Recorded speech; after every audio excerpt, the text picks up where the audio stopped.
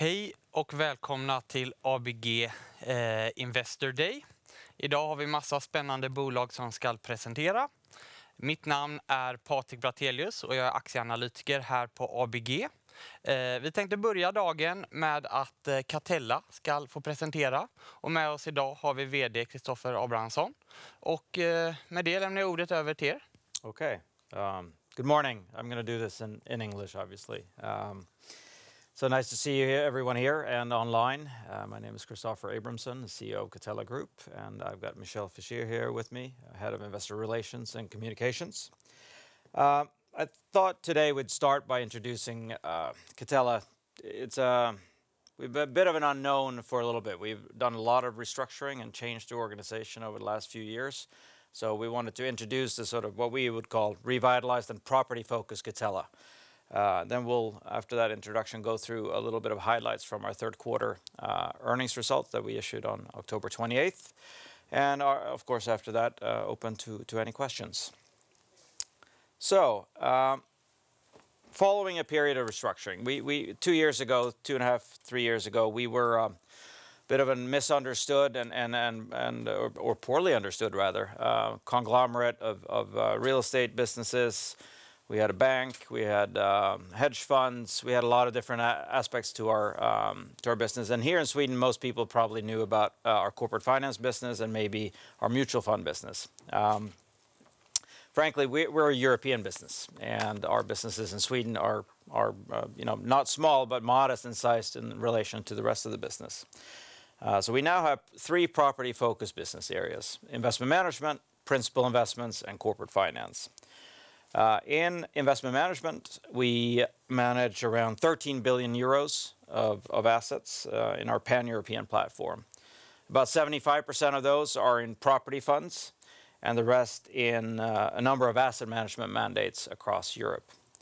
Principal investments is where we invest our own equity in a broad and diversified portfolio of investment projects across Europe, always with partners. This is an important strategic aspect of how we use our equity. And then finally, corporate finance, probably what most people are familiar with, which is a leading real estate advisory and brokerage business in several large European markets. Corporate finance is also an important advisor of intelligence and transaction advice to investment management and principal investments. So, with our pan-European reach and deep sector knowledge within real estate, our 3 business areas have a lot of internal synergies, which is actually a very specific corporate strategy to act upon. For example, corporate finance will act as sell-side and buy-side advisor to the other business areas. Principal investments, projects could and can fit into our funds and be sold, obviously, on an arm's length basis. And of course, our funds use our local asset management companies all across Europe to manage all their assets, which is an important revenue stream for those local businesses. And maybe, and today most importantly, our co-investments, our use of our own balance sheet, can unlock new revenue-generating mandates and build more partnerships across Europe. That's a very, very important part of the investor landscape today. So let's go to investment management. It's where we link external capital with our real estate investment strategies.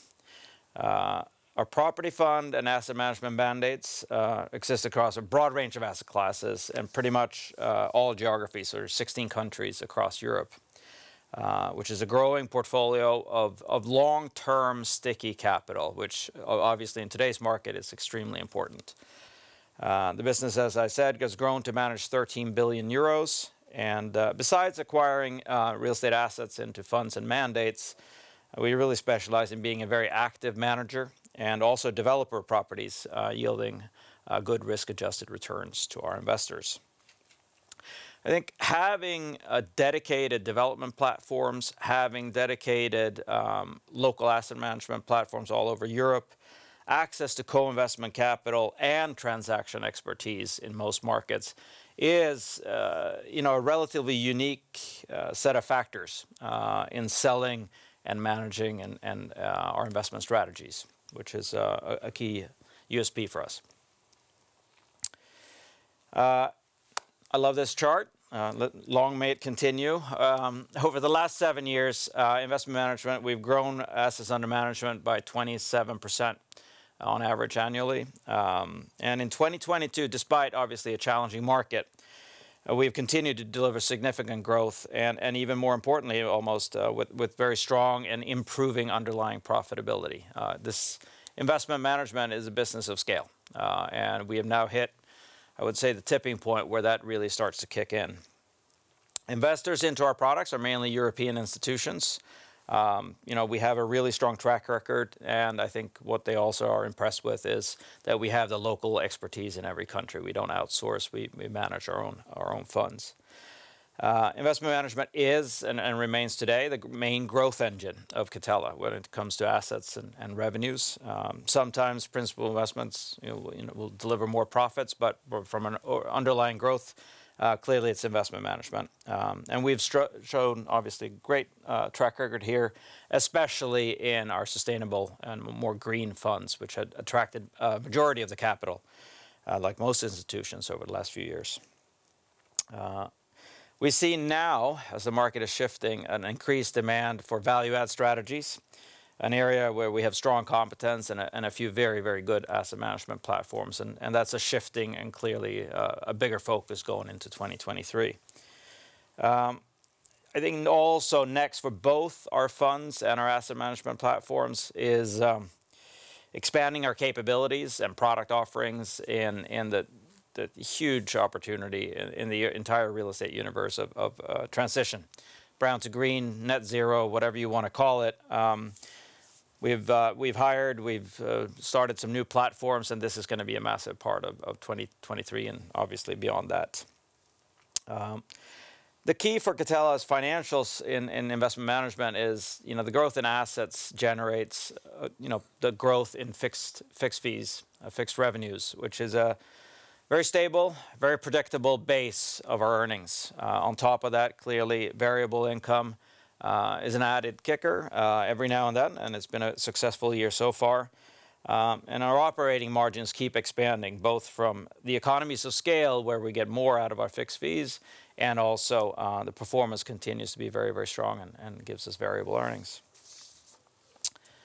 Let's move to principal investments. So, principal investments. This is where it's rather new to Catella. Catella has, of course, a modest balance sheet, but when we keep this business area at relative size to the rest of the business, not to overextend. This is where we deploy our own capital into equity investments across Europe. We currently have 11 projects. As you can see, 120 million euros of invested capital. Not massive, but on our balance sheet, it's an important part. We're all across Europe.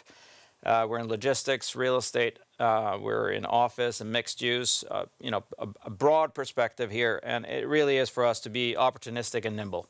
We're not tied into any country or any sector. We can move where we think the market is moving, or hopefully ahead of it. The overall target here is to deploy capital and get a 20% IRR. We have many places to put our capital, so our return targets are pretty high. So far, we have achieved over 50% over the life of this business.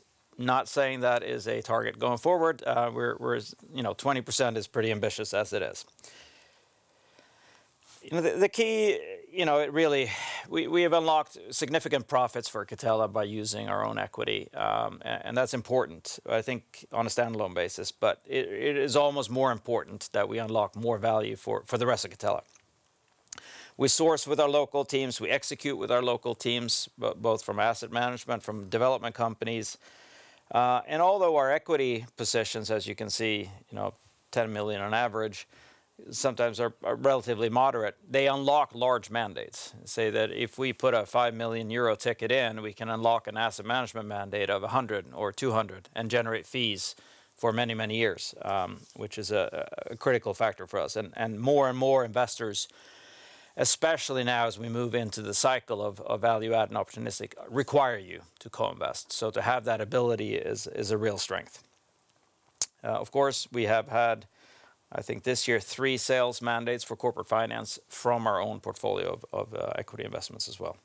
So we believe a key driver of Catella's future profits definitely will be in this new environment to identify and co-invest in value-added and opportunistic strategies with new partners. We see a lot of opportunistic Anglo-Saxon capital coming in, and we're being pretty well aligned with them with this strategy. Corporate finance, most familiar here probably in Sweden. It's a leading advisor in the pan-European brokerage and advisory on real estate. We have about 160 people across Europe.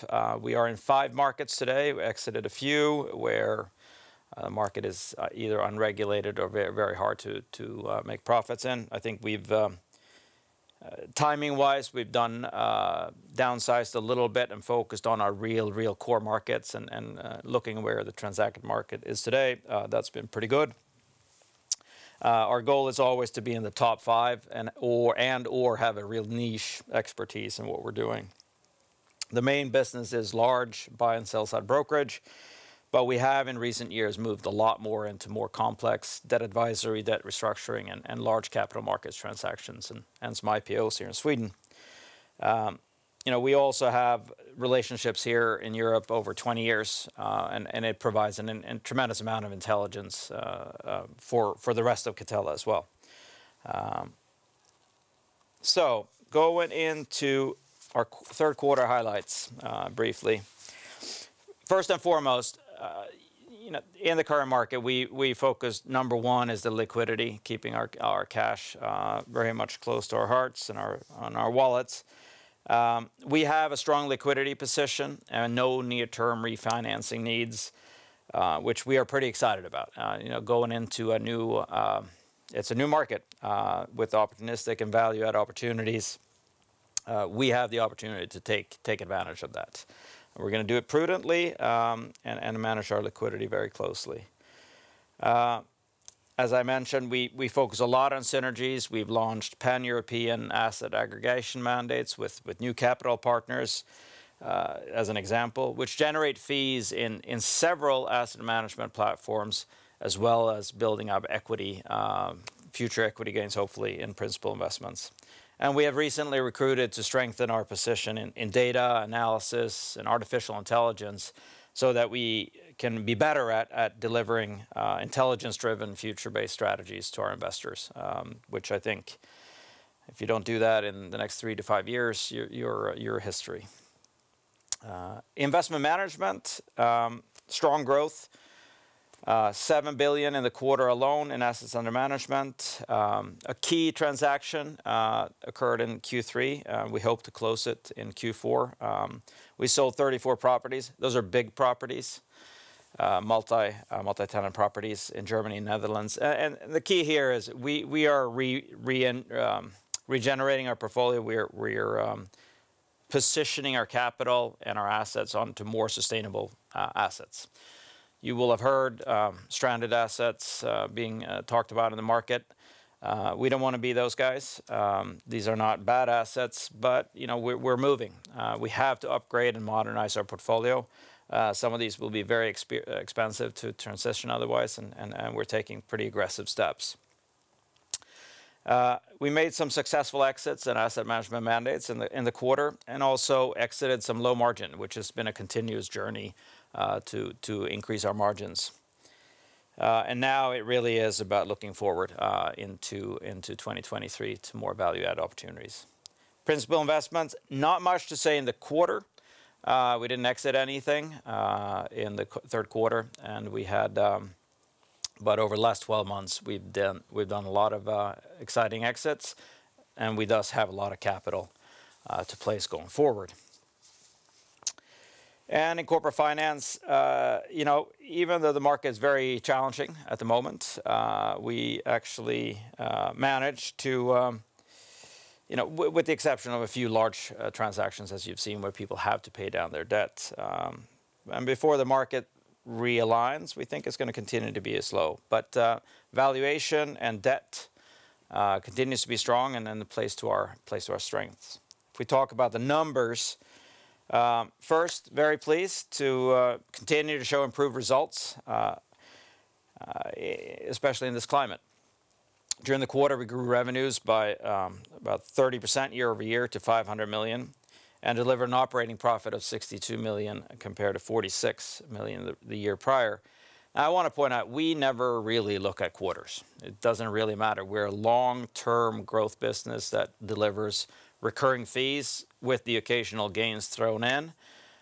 So 62, you put that in context, last 12 months earnings, or EBIT rather, is 640 with an operating margin of 27%. So some quarters are very low if we don't make an exit or we don't have a performance fee. The underlying earnings in investment management and corporate finance keeps us at a very nice level from a return basis if you look at our shares.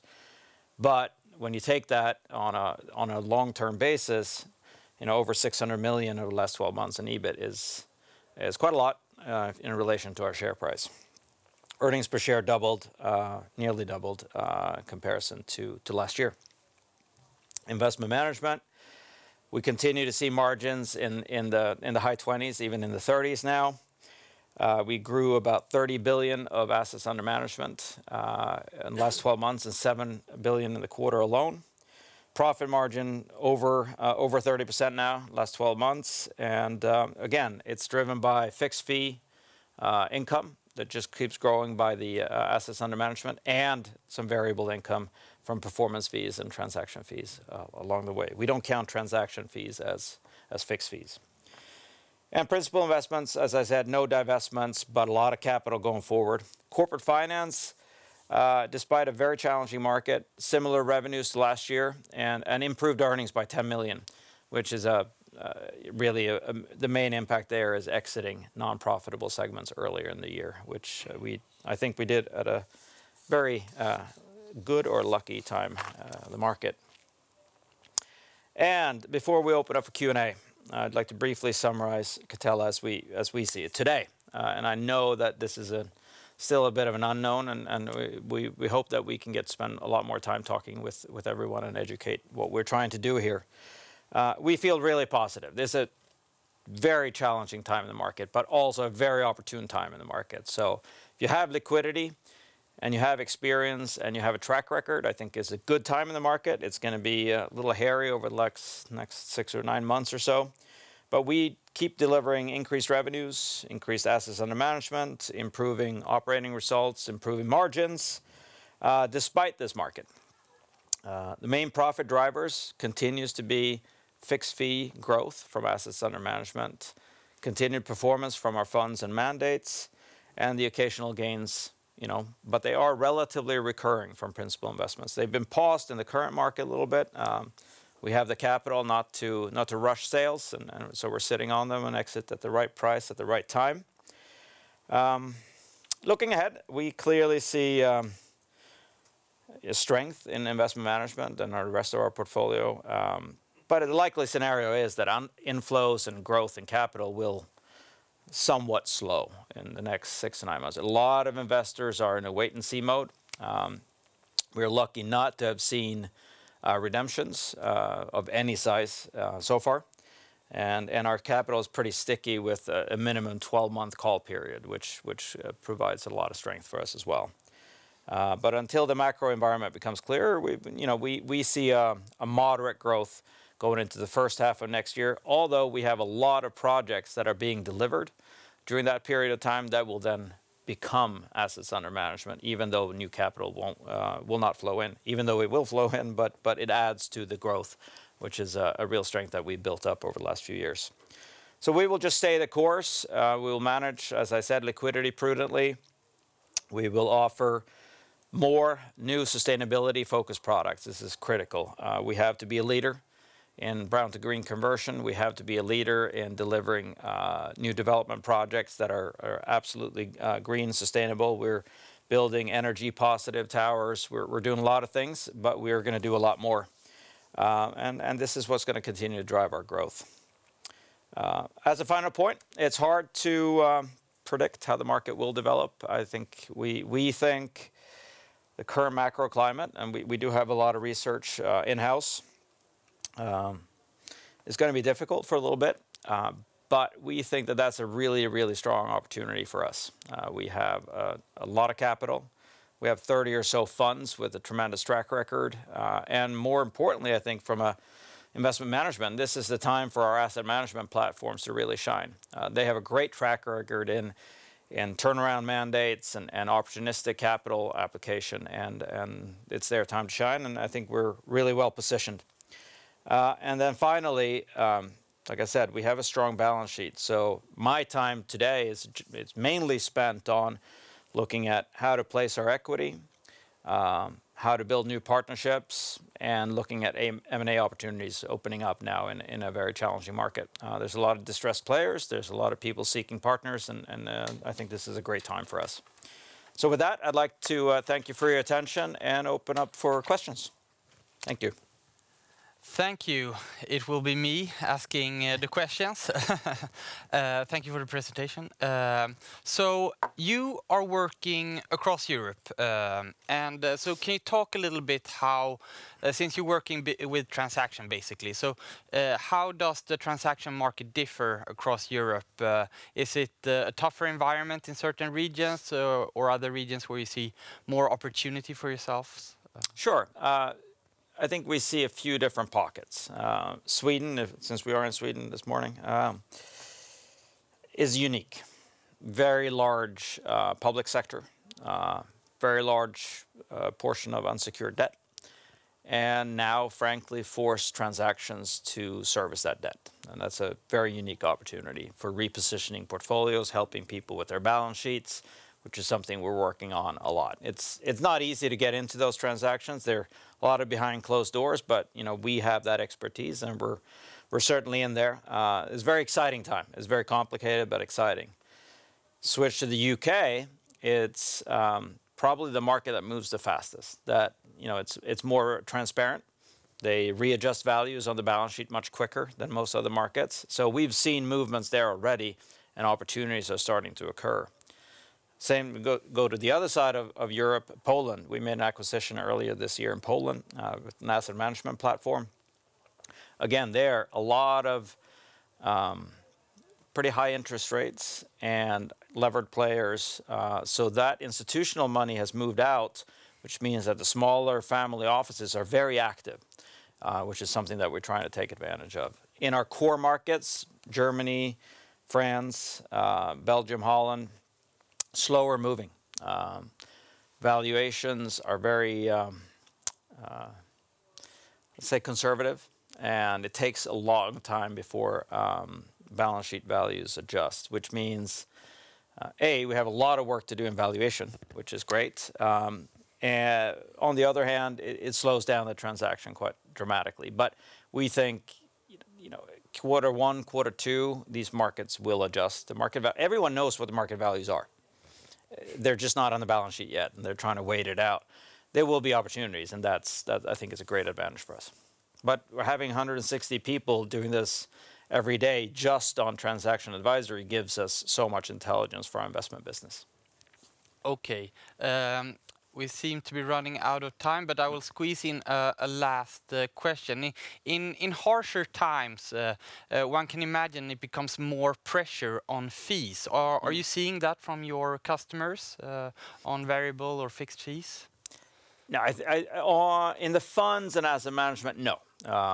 One is the fund is a very slow-moving. It takes months or years to build up, a new fund mandate, and those fees are pretty standard in the market. Asset management, I'd say, you have more fees going forward because you're talking about value add and conversions and opportunistic mandates rather than buying an asset and holding it for 7 years and flipping it. So now you have real asset management, and those fees are much higher. And I think the market is coming to terms with the fact that brown to green conversion costs money, which means that you actually have to pay your asset manager to do it. On the transaction side, that's where it's a little trickier because so many of the transactions are very big portfolio sales to service debt, which means that the margin is a bit smaller. But on the other hand, the transactions are very large, which means that the fees are quite okay. So it's not going to be without risk or challenges, but it's an exciting time in the market. Sounds great. Great. Then I would like to thank Christopher for this Thank you, Pat. presentation, and stay tuned. Other companies will follow shortly. Great. Thank you.